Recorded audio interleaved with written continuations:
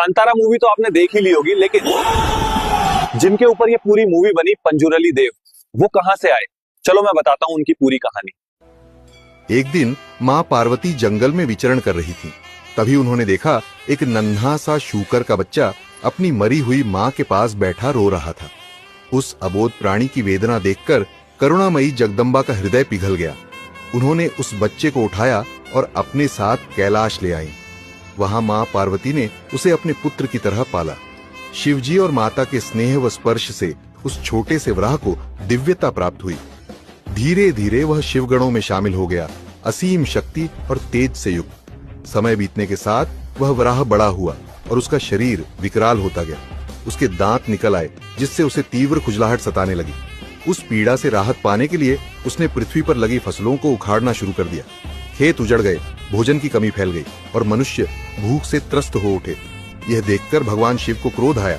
उन्होंने सृष्टि के कल्याण के लिए उस वराह का वध करने का निश्चय किया। तब माता पार्वती ने विनती की कि वे उसके प्राण न ले। माता की प्रार्थना पर महादेव शांत हुए।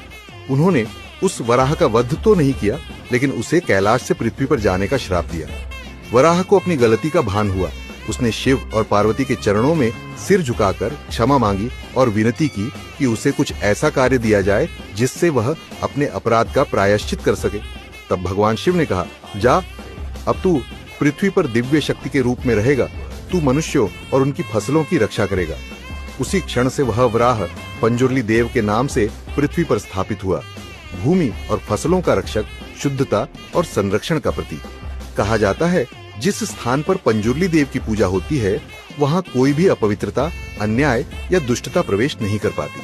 पंजुरली देव की पूजा मुख्य रूप से दक्षिण भारत के कर्नाटक और केरल के तुल्लु क्षेत्र में की जाती है। ये पूजा भूतकोला नामक एक पारंपरिक उत्सव का हिस्सा है, जिसमें देव की पूजा की जाती है, जिसको कांतारा मूवी में बहुत बढ़िया तरीके से दिखाया गया है। अगर आपको यह कहानी पसंद आया तो लाइक करो और मुझे फॉलो जरूर करना, क्योंकि ये पेज ऐसे ही इतिहास और कहानी को सिनेमैटिक तरीके से दिखाने के लिए बनाया गया है।